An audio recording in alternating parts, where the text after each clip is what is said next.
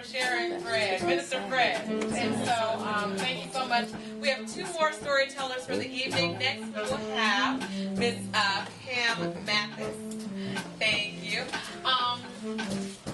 Yeah, come on. Okay. Thank you so much.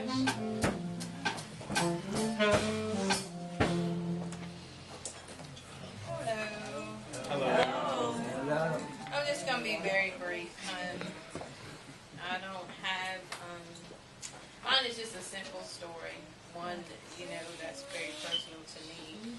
I'm going to start out by just reading something that I wrote when my mom passed away, and it's called The Room. I recall the room I spent many hours in. It was a room that contained my mother. Although I wasn't a child, my helplessness made me feel like one. The breast cancer confined my mother to this room. Because of the cancer, the bed became her companion. I would go in and watch her, no need for words, for the picture of her would remain. What would I actually say? Please don't die. The cancer took away all options. The cancer took my mom's I can get over attitude. Everything will be all right, Will. The treatment will cure determination. The talks we had are inscripted in my mind. I remember the sadness in her eyes and how she would hurt whenever she moved. That did not keep her from trying to be strong, so I would not hurt so much. I don't want to die, my mom said. Tears were my only reply. My mother was a strong woman, but her strength failed against the cancer. The cancer took my mother from her room. The hospital became her confinement. After the cancer took her fight, all that was left was the wait for her departure. My mother's decision was to die in the hospital, but the hospital room was not good enough for such a woman. The cancer had taken over her body, but the hospital room would not take away her dignity. The day of my mother's homecoming, I got the room cleaned up and tried not to let anticipation consume me. The room that had held the center was once again coming alive with the return of my mother. I was ready to see the room full of my mother because for me she was that room, and without her the whole house was empty. She finally arrived and the room came alive once more, but not the liveliness I expected. I felt my mother knew she was home and felt safe enough to leave us behind. The excitement of my mother's homecoming was short-lived. My mother just slept because of the morphine. So all that was necessary was to just keep a check on her. I stayed with my mother that night, knowing deep down that is where I needed to be. My mother died on February the 25th, 1997. She just finally stopped breathing. A silent, non-struggling passing, she just simply let go. Entering a place she could feel safe and would not hurt anymore.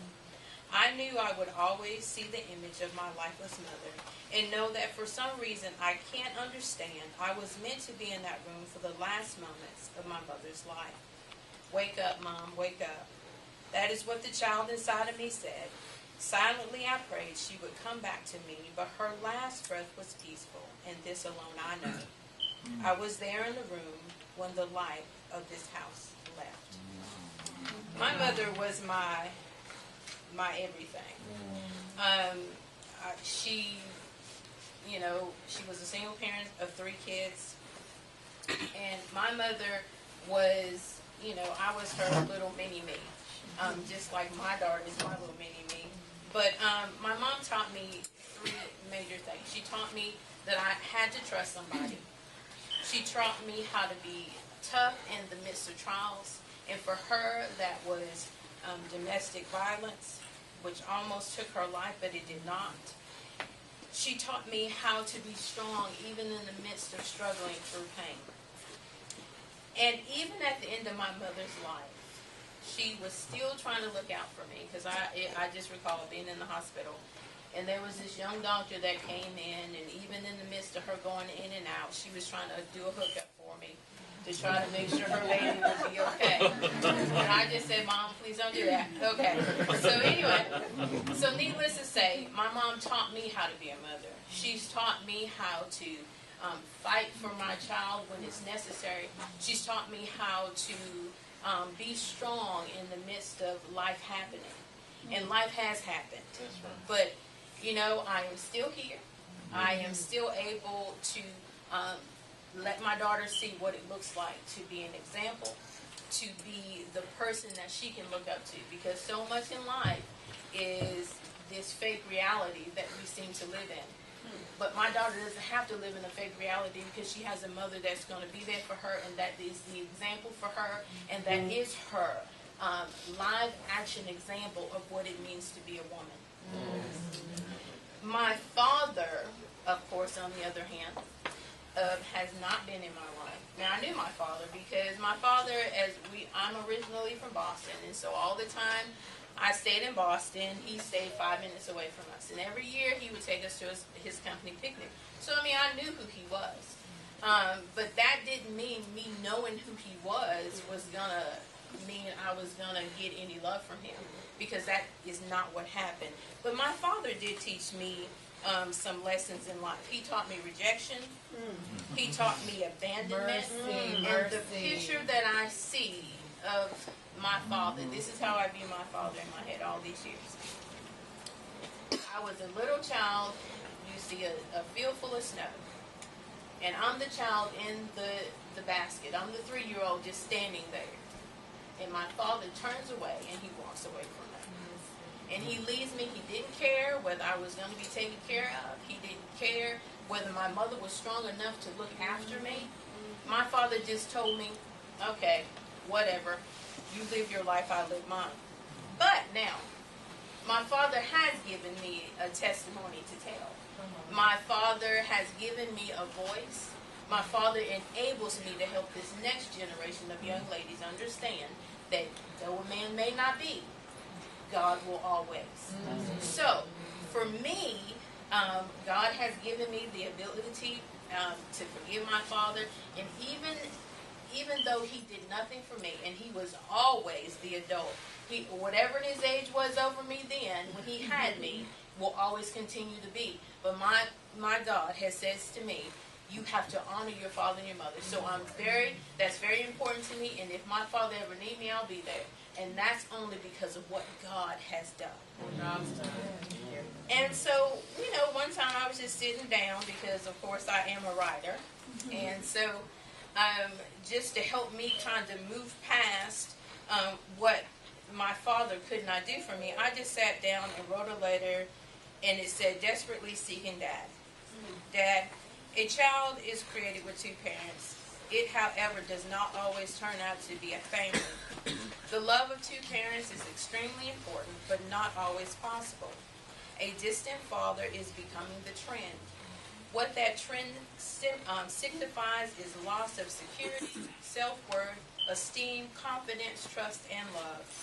The loss brings a lot of unwanted things, the need to be needed, a lot of times by the wrong person, anger, guilt, misunderstanding, in a space in one's heart to be filled. The removal of a father's love has a permanent effect. With each passing day, the pain gets deeper because in that one more day without the love which belongs to a child, it is a pain that never heals and is never forgotten.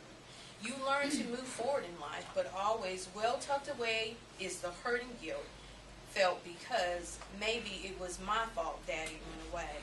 It's hard to explain to a child why Daddy is not around. I scream, please find my Daddy, desperate for your love.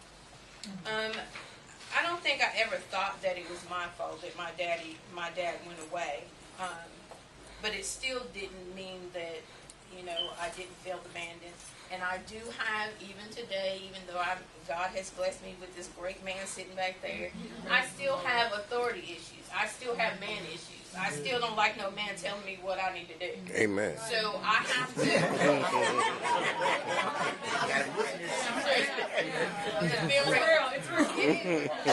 And so I'm constantly having to work on that. But you know, God has blessed me. Tracy is a phenomenal friend.